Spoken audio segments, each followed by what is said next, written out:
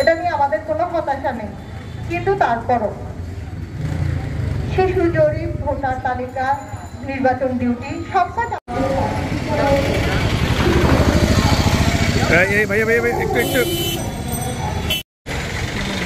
বর্তমানে প্রাথমিক বিদ্যালয়ে নিয়োগযোগ্যতা অনুযায়ী প্রায় স্নাতকোত্তর, প্রায় 1 লক্ষ শিক্ষক স্নাতকোত্তর, তাছাড়া বিএড, বিপিএড,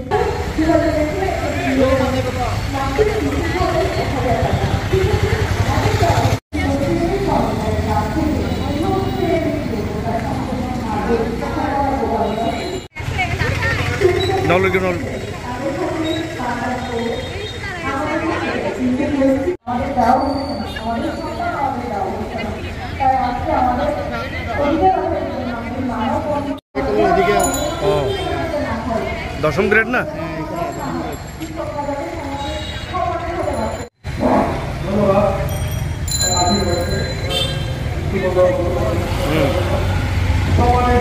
রাজপথে আসতে কখনো আসিনি আমাদের কোনো দাবি নিয়ে, কিন্তু আজ গত 5ই আগস্ট যে নতুন উদ্বোধনের মাধ্যমে এক বৈষম্য বিরোধী অবস্থানে মাধ্যমে নতুন জাগরণ সৃষ্টি হয়েছে।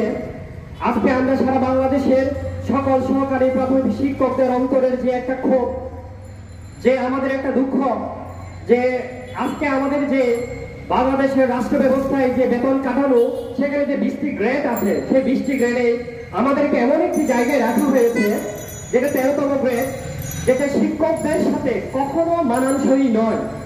বেতন বৈষম্য আমরা শিক্ষার প্রাথমিক সহকারী শিক্ষকবৃন্দ দীর্ঘদিন ধরে হয়ে আসছে। আমাদের একই গ্রেডের একই যোগ্যতা সম্পন্ন অন্য ডিপার্টমেন্টে যারা সেকেন্ড ক্লাসে আছে।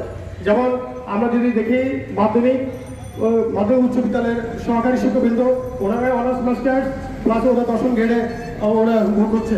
আমরা আরো যদি তাকাই পুলিশ বিভাগের এসআই, ওনারাও অনার্স মাস্টার সমান মর্যাদা, ওনারাও এখন কি সেকেন্ড ক্লাসে 10ম গ্রেড আছে। আমরা যদি আরো নার্সদের দিকে তাকাই, নার্স এই ইন্টার পাস করার পরে ডিপ্লোমা করার পরেও ওরা এখন বর্তমানে সেকেন্ড ক্লাসের মধ্যে রয়েছে।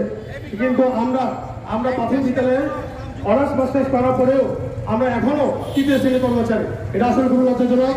শিক্ষক দিবস উপলক্ষে আজ সহকারী শিক্ষকেরা 10ম গ্রেড বাস্তবায়নে আজকের এই মানববন্ধন কর্মসূচিতে উপস্থিত